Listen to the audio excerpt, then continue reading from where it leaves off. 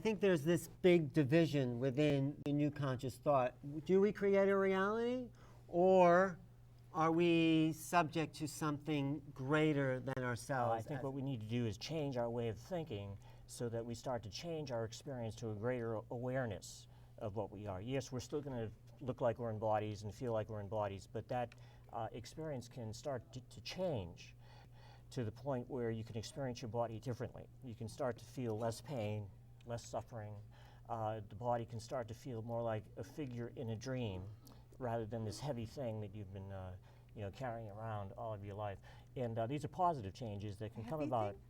Pardon? Your body feels like a heavy thing you've been carrying around all your life? I think, no, not for me, but I think that for a lot of people, yes, it does feel that way.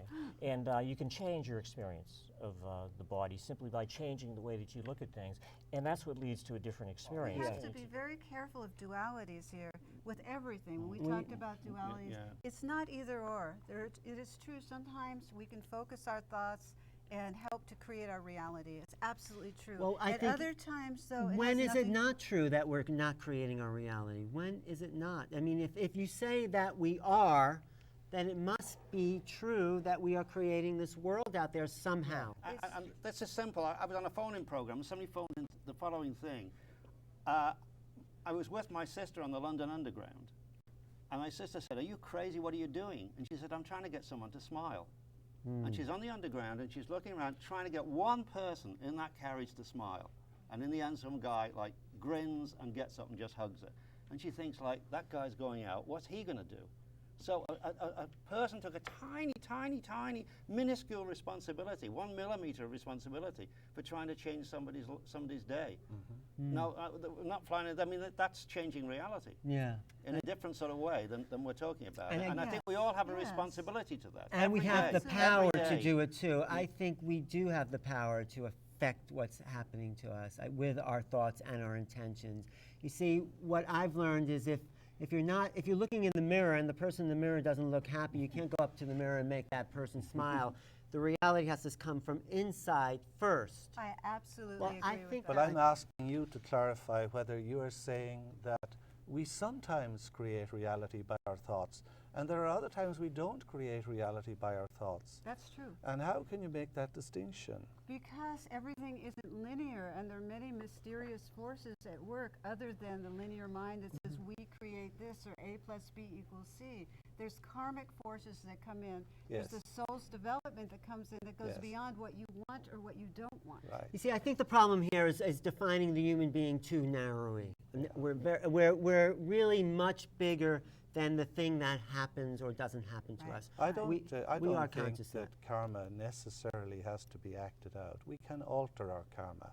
We do not have to slavishly work out every burden we carry in from whatever previous incarnation. It's not necessary. It can be changed. But I think what we could start to conclude here is a sort of greater definition of consciousness and who we are. And, you know, these are just polarities in this argument. This discussion is very important, and I'm very glad we're having it, because I think it brings a certain perspective and reality to what people need to consider in their own lives. And they need to tune in for themselves what is most real for them. We're presenting different points of view. I love that. I think that's Absolutely, fantastic. it's wonderful. And it's not to believe their own thoughts either. It's to see that they're bigger than who they thought they were. Yes. Their feelings, but one must go beyond one's own script to realize that we're all part of this great act of the universe at work within ourselves. We construct ourselves, we construct each other as consciousness becomes aware of its greater power. And in that greater sense, there is a spiritual synergy, there's a spiritual ingredient within each of us that comes to the fore. And I believe that we're at a dynamic point of history whereby the spiritual and the scientific side are converging. And we see this through the film, we see this through the interaction here, but we also see that we have a long ways to go because of the narrow restrictiveness of language. We have to take on as the greater dance, the greater music, and that's where the artistic comes in, that brings the scientific and spiritual, or scientific and psychological into harmony. We are at a cusp or at a horizon of recognizing that other dimensional intelligence may have a very strong role to play in the way our evolution goes forward. And I think that's what you were saying, Micael. Well, I think we're at, that was mentioned earlier by JJ, we're basically in a situation now where we're beginning to see that I am not just a creature who is affected by the world outside me, but that the world that I see is one projected from within. I think that is also how we create that reality, to see.